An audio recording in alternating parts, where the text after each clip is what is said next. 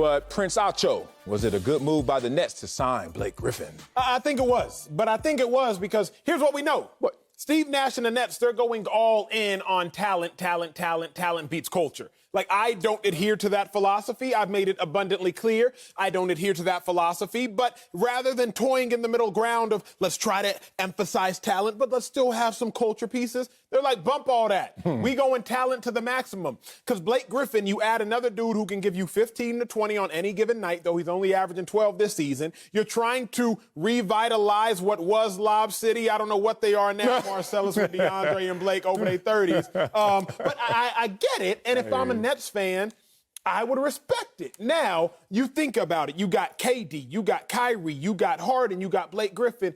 What you understand about all these people is this.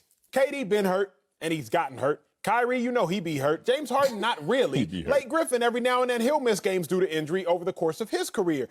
You're not going to have all your ammo. You're not going to have all your ammunition at the same time. We've seen this season, the big three haven't even played that many games together. So what you do is you continue to bolster your roster, and you go all in on talent. I'm not mad at the decision if I'm a Nets fan, but y'all know where I stand. I think culture matters. So me personally, I don't like it. But for the Nets' sake and those that ride with the Nets, yeah, go ahead. Y'all should rejoice.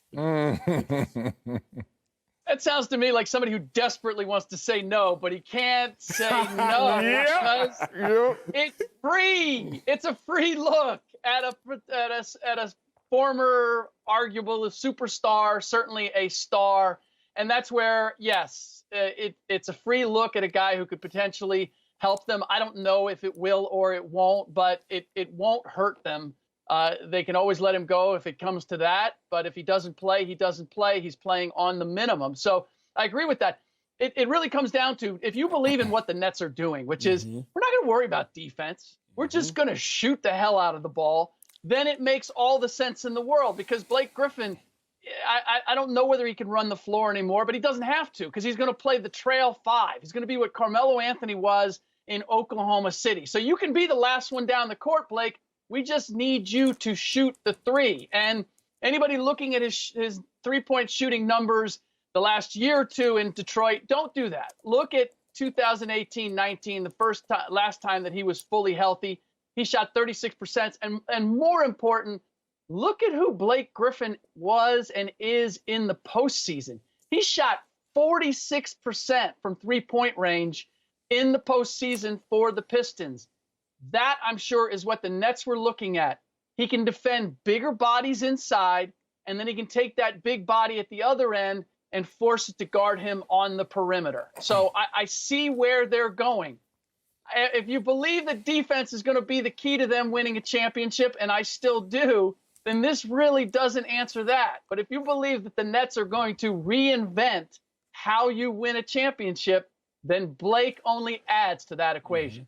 Yes, I can say it. I know that my co-host is reluctant to say yes. He's over here struggling with a no. I mean, I ask my daughter sometimes, I was like, do you really want that? She's like, no. I'm like, damn, she wants it. Just say yes. Damn it, it's not that hard, Acho. This is insane.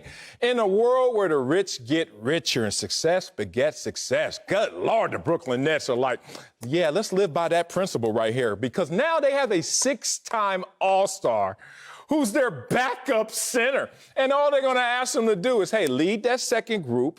More importantly, come out here, shoot the three, run the floor, create opportunities for yourself, or create opportunities for others. Now, Blake Griffin has more in him than that in terms of responsibilities. But he's like, okay, because I realize where I'm going. I'm going to a situation where it's already rolling. No matter what you want to say about the Brooklyn Nets, this team is on fire. 14-12 is how they started off the season. Since then, 10-1.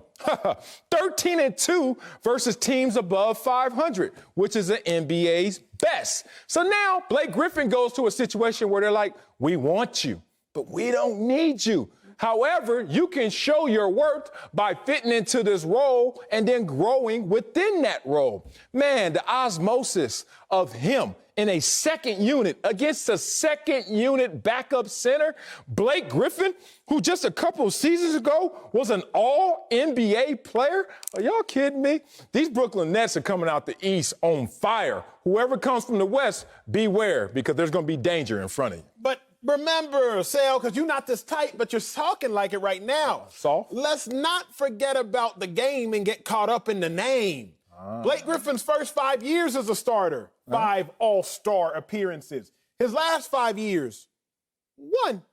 Blake Griffin, he came into the league shooting 55% from the field. He came into the league giving you 12 boards a game, second year, 11 boards a game. But right now, Blake Griffin shooting 30+% from the field. Right now, Blake Griffin only giving you 6 boards a game. You're talking about Lob City, Blake Griffin, the great dunk on you and your mama, Blake Griffin. Chill. Only giving you 6 boards a game. The other thing I will submit, Slick Rick, is very simple. I told y'all one time Ty Matthew was mad at me, the great honey badger. Really? And I said something. I don't know what I said, but I Yeah, said you something. know what you said. I know what I said. That boy lied. I know what I said. He on your head. He tweeted at me and he said, I hate when backups talk like they starters. I was like, oh my God, Ty. What'd he say? So disrespectful. Said, I hate when backups talk like they starters. Blake Griffin, on average, gets 34 minutes a game over the course of his career. Now he's about to get what, Slick? About 19 to 21, maybe 22? Yeah. This starter, this 6-time All-Star, is now about to be a backup. I hate when backups think like they starters. Because if Blake Griffin, the great 6-time All-Star Blake Griffin, forgets about his game and only remembers his name and is on this team with 3 superstars, 2 of the 3 are in their prime, you could argue all 3 if you will, Blake Griffin gonna be trying to hang with them and they're gonna be looking at him like, shoe fly, don't bother me. So all I'm gonna say is this, Slick, it sounds great on paper, but we got to see. Yeah.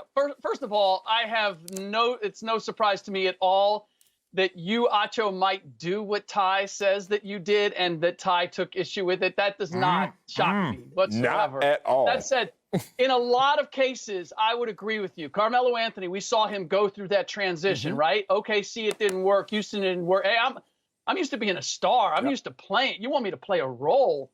But Blake, I believe, has gone through that transition already by being the guy in Detroit and seeing how hard that is and knowing where he is physically. I think he's going to be more amenable to it. The other part is that if he's playing, he's going to be taking minutes away from DeAndre Jordan. Those guys are boys, and that's important because there's no doubt that DeAndre Jordan talked to Blake and was part of the package in getting him to come to Brooklyn. So you still have to work it out. But at this stage, having spent some time with Blake in Detroit, that his last All-Star year there, and how he adjusted and how he feels about the game, his opportunity to demonstrate that he can play off of his basketball IQ and his shooting ability is something that he would love to prove because he's always been looked as that uber athletic guy who's going to pound you at the rim. He likes the chance to show that he's more than that as a player.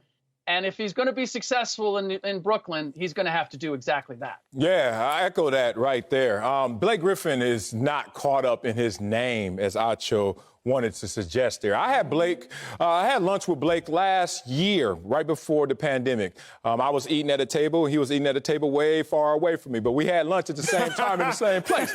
So, we were communicating, how we got to communicate off ball, right? Nah, he was there. We chopped it up. Not much. Here's the thing. 2 years ago, that guy was an all-NBA player. Acho wants to hit you and say, well, where's All-Star Blake? It's years and years ago. Well, guess what? The Brooklyn Nets is like, we don't need All-Star Blake. We don't need all-NBA Blake. You ever had an ex that tell you that, Acho? I don't need all that. Okay, well, you ain't going to get all that then. And that's what Blake Griffin is going into this situation understanding, that he's just going to ease himself into a backup role.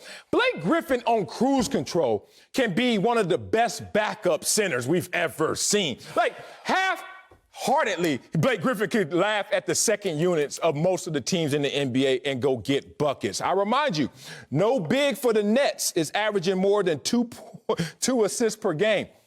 You know who Blake Griffin is? when he changed his game, when he got known for his Lob City efforts, and he was starting to get injured because of those same efforts, he said, let me back my game up. Remember when President Obama said, hey, Blake, why don't you hit the 18-footer? He's like, I will hit the 18-footer, and I'm going to keep going to the 23-footer. And that's who Blake Griffin is now. He's a guy who understands his limitations. He's been doing that for years. Acho, get with the program, because Blake is different, bro. But I just got to pose a question to y'all very quickly. Sal, you played at the highest level. Slick Rick, you've covered the game exponentially for years now. Blake Griffin has played in 642 NBA games in the regular season. That's a lot. Blake Griffin has started 642 regular season and NBA games. Y'all just sitting here thinking that this man, who knows nothing else but to be a starter, is going to comfortably and happily and non-begrudgingly be like, oh, sure, I'll go be a backup. Still, you done been a host on several shows for several years. If all of a sudden it's like, Marcellus, we just need you to be a contributor. It sounds good. Great lip service. Oh, Marcellus will ease into that role just fine. He knows his limitations. No, you're used to something. You're used to excellence. 642 games played, 642 games started. Don't tell me Blake Griffin's going to be cool just being a backup. Okay. He went there, girl. It depends on who you're backing up. Bam. Who's in the driver's seat. And in this case, he's got three guys in his prime, and he understands what they're going for and ultimately the way they're going to play. It's a different style. So I believe he's going to accept that challenge. You do make a point, though, that when you've always been a starter and now you have to come off the bench, you have to be efficient in very small minutes with fewer touches, and that can be a challenge. So whether he can effectively do that is the question. And then the other one is, this really comes down to small ball versus big ball with the Philadelphia 76ers. Is Blake Griffin going to make a difference if and when they play the Philadelphia 76ers? No, he's not. He's not going to be an answer for that. So it's really going to become a matter of styles make the fight and which style is going to win. I'm going to just tell you guys, you're underestimating Blake Griffin, not only him fitting into the proper situation, but more importantly, this is the situation that is perfect for him. I remind you that the bench scoring for the Brooklyn Nets is 22nd in the league at 33 points per game. Blake Griffin on that bench is going to have impact. Only thing greater than Acho's analogy is my example. I was a starter in the league. And then I remember getting to Jacksonville, they were like, well, you could be a reserve on our team. First thing I noticed, other than the hit to my ego, because now people are looking at me like I was a scrub. I was like, what? I'm Marcellus Wiley. Yeah, I went third person. And they were like, no, you're not. You're now a reserve. But then I went out there and practiced against the other reserves. I was like, I know I'm going down the hill, but I ain't there yet. So Blake Griffin is going to be higher than those he's going against. Starters are better than backups. Now, Blake, all he has to do is check the ego and make sure that he fits into the role that they have designed for him. So while Blake is going down the hill, as Acho wants to suggest, they just changed and flattened that same hill for Blake to go out there and soar once again. I love this.